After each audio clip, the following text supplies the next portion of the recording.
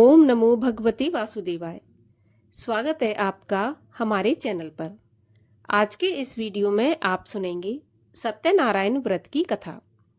सत्यनारायण व्रत पूर्णिमा के दिन किया जाता है और इस दिन सत्यनारायण भगवान की कथा भी कराई जाती है।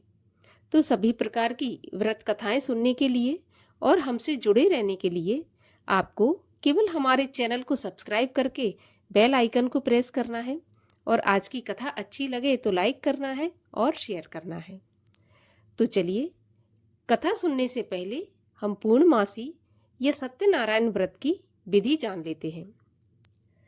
व्रत करने वाले को पूर्णिमा या संक्रांति के दिन प्रातःकाल ही इस व्रत का संकल्प लेकर दिन भर निराहार रहकर व्रत रखना चाहिए।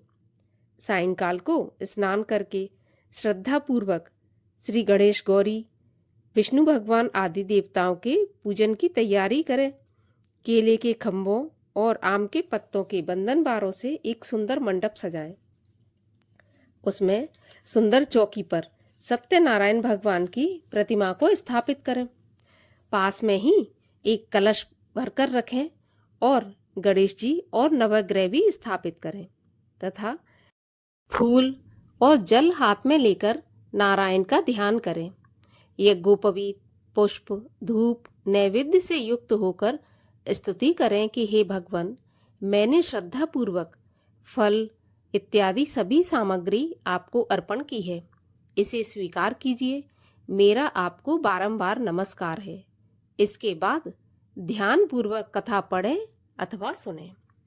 सत्यनारायण भगवान की कथा इस प्रकार से है।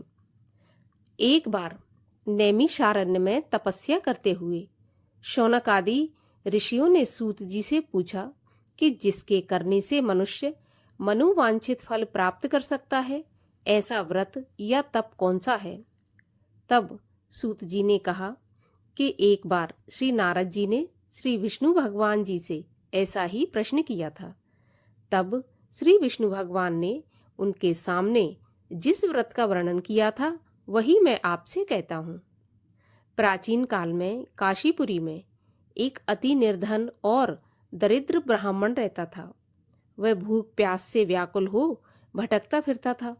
एक दिन उसकी दशा से व्यथित होकर विष्णु भगवान ने बूढ़े ब्राह्मण के रूप में प्रकट होकर ब्राह्मण को सत्यनारायण व्रत का विस्तार पूर्वक विधि विधान बताया और अंतर्ध्यान हो गए। ब्राह्मण अपने मन में श्री सत्यनारायण व्रत करने का संकल्प करके घर लौट आया और इसी चिंता में उसे रात भर नींद नहीं आई। सवेरा होते ही वह सत्यनारायण के व्रत का संकल्प करके भिक्षा मांगने के लिए चल दिया। उस दिन उसे थोड़े से ही परिश्रम से बहुत अधिक धन धान्य भिक्षा में प्राप्त हुआ। सायंकाल घर पहुंचकर उसने बड़ी श्रद्धा के साथ श्री सत्यनारायण भगवान का विधि पूर्वक पूजन किया। भगवान सत्यदेव की कृपा से वह थोड़े ही दिनों में धनवान हो गया। वह जब तक जीवित रहा तब तक महीने के महीने श्री सत्यनारायण का व्रत और पूजन करता रहा। यह देह छोड़ने के बाद वह विष्णु लोक को गया। सूत जी पुनः बोले कि एक दिन वह ब्राह्मण अपने बंधु बांधवों के साथ बैठे ध्यान मग्न हो श्री सत्यदेव की कथा सुन रहे थे। तभी भूख प्यास से व्याकुल एक लकड़हारा वहां जा पहुंचा। वह भी भूख प्यास भूलकर कथा सुनने बैठ गया। कथा जब समाप्त हुई तो उसने प्रसाद ग्रहण किया और जल पिया। फिर उसने ब्राह्मण से इस कथा के बारे में पूछा तो उसने बताया कि सत्यनारायण जी का व्रत है जो मनवांछित फल देने वाला है। पहले मैं बहुत दरिद्र था, इस व्रत के प्रभाव से ही मुझे यह सब वैभव प्राप्त हुआ है। यह सुनकर लकड़हारा बहुत प्रसन्न हुआ और मन ही मन श्री सत्यनारायण के व्रत और पूजन का निश्चय करता हुआ लकड़ी बेचने के लिए बाजार में चल दिया। उस दिन लकड़हारे को लकड़ियों का दुगना दाम मिला। उन्हीं पैसों से उसने केले दूध दही आदि पूजन की तमाम सामग्री खरीद ली और घर चला गया। घर पहुंचकर उसने अपने कुटुंबियों और पड़ोसियों को बुलाकर विधि पूर्वक सत्यनारायण भगवान का पूजन किया। भगवान सत्यनारायण की कृपा से वह थोड़े ही दिनों में संपन्न हो गया। सूत जी ने फिर कहा कि प्राचीन काल में उल्कामुख नाम का एक राजा था। वह राजा और उसकी रानी दोनों बड़े ही धर्मनिष्ठ थे। एक समय राजा रानी भद्रशीला नदी के किनारे श्री सत्यनारायण की कथा सुन रहे थे कि एक बनिया भी वहां आ पहुंचा। उसने रत्नों से भरी अपनी नौका को एक किनारे पर लगा दिया और स्वयं पूजा की जगह पर बैठ गया। वहां का चमत्कार देख उसने राजा से इसके बारे में पूछा। राजा ने बताया कि हम विष्णु भगवान का पूजन कर रहे हैं। यह व्रत सभी मनोकामनाएं पूर्ण करने वाला है। राजा के वचन सुन और प्रसाद पाकर बनिया अपने घर चला आया। घर पहुंचकर उसने अपनी पत्नी से व्रत का सारा वृत्तांत कहा और संकल्प किया कि मैं भी संतान होने पर यह व्रत करूंगा। उसकी पत्नी का नाम लीलावती था। सत्यदेव की कृपा से वह कुछ ही दिनों बाद गर्भवती हो गई और 10 महीने पूरे होने पर उसने एक कन्या को जन्म दिया। कन्या का नाम कलावती रखा गया और वह चंद्रमा की कलाओं के समान नित्य प्रति बढ़ने लगी। एक दिन अवसर पाकर लीलावती ने अपने पति को सत्यदेव का व्रत करने की याद दिलाई तो उसने कहा कि मैं यह व्रत कन्या के विवाह के समय करूंगा। यह कहकर बनिया अपने कारोबार में लग गया। जब कन्या विवाह के योग्य हो गई तो उसने दूतों द्वारा खोज कराकर कंचनपुर नगर के एक बनिए के सुंदर, सुशील और गुणवान बालक के साथ विवाह करा दिया। फिर भी बनिए ने सत्यनारायण का व्रत नहीं किया। इससे श्री सत्यनारायण अप्रसन्न हो गए। कुछ दिनों बाद बनिया अपने दामाद को लेकर समुद्र के किनारे रत्नसारपुर में व्यापार करने लगा। एक दिन रत्नसारपुर के राजा चंद्रकेतु के खजाने से चोरों ने बहुत सा धन चुरा लिया। राजा के सिपाही चोरों का पीछा कर रहे थे। चोरों ने जब देखा कि सिपाहियों से बचना कठिन है तो उन्होंने राजकोष से चुराए हुए तमाम धन को एक जगह फेंक दिया और स्वयं भाग गए। उसी जगह पर बनिए का डेरा था। सिपाही चोरों को ढूंढते हुए उसी जगह पहुंच गए और उन्होंने दोनों बनियों को चोर समझकर पकड़ लिया। राजा ने दोनों बनियों को जेल में डालने का आदेश दिया और उनका धन राजकोष में जमा करा दिया। श्री सत्यदेव के कोप से लीलावती और कलावती भी बड़े दुख के दिन काट रही थीं। एक दिन कलावती भूख प्यास से बहुत व्याकुल होकर एक मंदिर में चली गई। वहां पर श्री सत्यनारायण भगवान की कथा हो रही थी।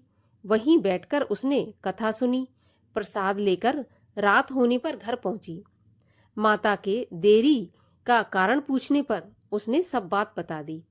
उसकी बात सुनकर लीलावती को अपने पति की भूली बात याद आ गई और उसने भी सत्यदेव के व्रत करने का निश्चय किया।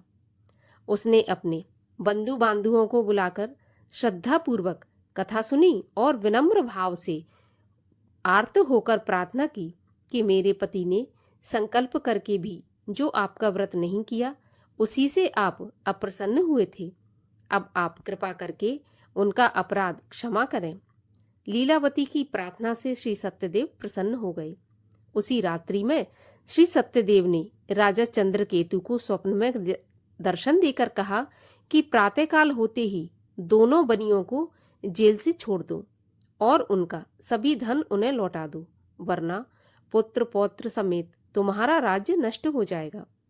इतना कहकर सत्यदेव तो अंतर्ध्यान हो गए और राजा ने भी सवेरा होते ही दोनों बनियों को मुक्त करने का आदेश दे दिया और साथ ही उनका धन उन्हें लौटा दिया और बहुत ही सम्मान पूर्वक उन्हें विदा किया। दोनों बनिए आनंदित हो अपनी नौका लेकर घर की ओर चल पड़े। तभी श्री सत्यनारायण भगवान सन्यासी के वेश में उनके पास आए और बोले कि तुम्हारी नाव में क्या है? बनिए ने हंसते हुए उत्तर दिया कि नौका में लता पत्रों के सिवाय और कुछ भी नहीं है। यह सुनकर दंडी स्वामी ने कहा कि तुम्हारा वचन सत्य हो। स्वामी के चले जाने पर बनिए ने देखा कि नौका हल्की होकर ऊपर उठ रही है। उसे बड़ा कौतूहल हुआ और देखा कि बेहोश होकर गिर पड़ा। किंतु दामाद ने कहा कि इस प्रकार घबराने से काम नहीं चलेगा, यह सब उन्हीं स्वामी की करामात है, चलकर उनसे प्रार्थना की जाए तो फिर वैसा ही हो जाएगा। दामाद की बात मानकर बनिया स्वामी के पास पहुंचकर उनके चरणों में गिर पड़ा और बार बार उनसे क्षमा मांगने लगा। उनकी विनीत प्रार्थना से भगवान ने प्रसन्न होकर उसे इच्छित वर प्रदान किया और स्वयं उसी जगह अंतर्ध्यान हो गए। बनिए ने नाव के पास जाकर देखा तो वह धन रत्नों से भरपूर थी। तब उन्होंने वहीं श्री सत्यदेव का पूजन किया और कथा सुनी। फिर वह घर की तरफ चल दिए। अपने नगर के समीप पहुंचकर बनिए ने लीलावती के पास अपने आने का समाचार भेजा। लीलावती उस समय श्री सत्यनारायण की कथा सुन रही थी। उसने अपनी पुत्री कलावती से कहा कि तुम्हारे पति और पिता आ गए हैं, मैं उनके स्वागत के लिए चलती हूँ। तुम भी प्रसाद लेकर शीघ्र ही नदी के तट पर पहुंच जाना। कलावती प्रसन्नता के कारण इतनी विमुग्ध हो गई कि वह कथा का प्रसाद लेना ही भूल गई और तुरंत ही नदी के तट की ओर दौड़ पड़ी। वह जैसे ही नदी के किनारे पहुंची, वैसे ही उसके पति समेत नौका जल में डूब गई। यह देखकर बनिया हाहाकार करके छाती पीटने लगा। लीलावती भी दामाद के शोक में विलाप करने लगी और कलावती अपने पति के खड़ाऊ लेकर सती होने को उद्यत हुई। तभी आकाशवाणी हुई कि हे बनिए, तेरी कन्या सत्यनारायण के प्रसाद का निरादर करके पति से मिलने के लिए आतुर होकर दौड़ी आई है। यदि वह प्रसाद लेकर फिर से आए तो उसका पति जी उठेगा।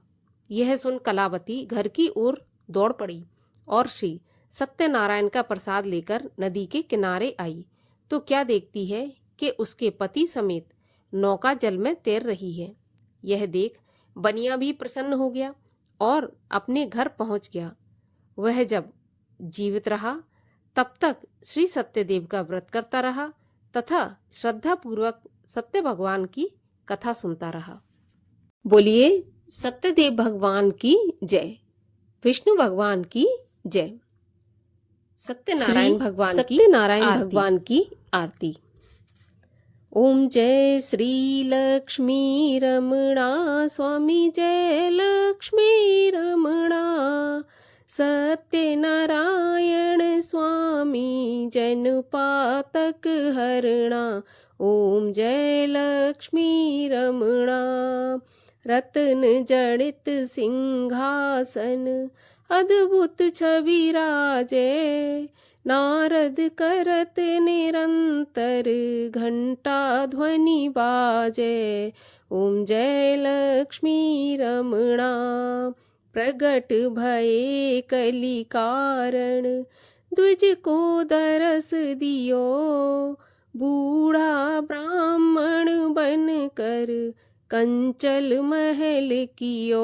ओम जय लक्ष्मी रमणा, दुर्बल भील कराल जिन पर कृपा करी, चंद्रचूड़ एक राजा तिनकी विपत्ति हरी। ओम जय लक्ष्मी रमणा, वैश्य मनोरथ पायो, श्रद्धा तज दीनी, सो फल भोग्यो प्रभु जी, फिर स्तुति कीनी। ओम जय लक्ष्मी रमणा, भाव भक्ति के कारण छिन छिन रूप धर्यो, श्रद्धा धारण कीनी, जन को काज सरो।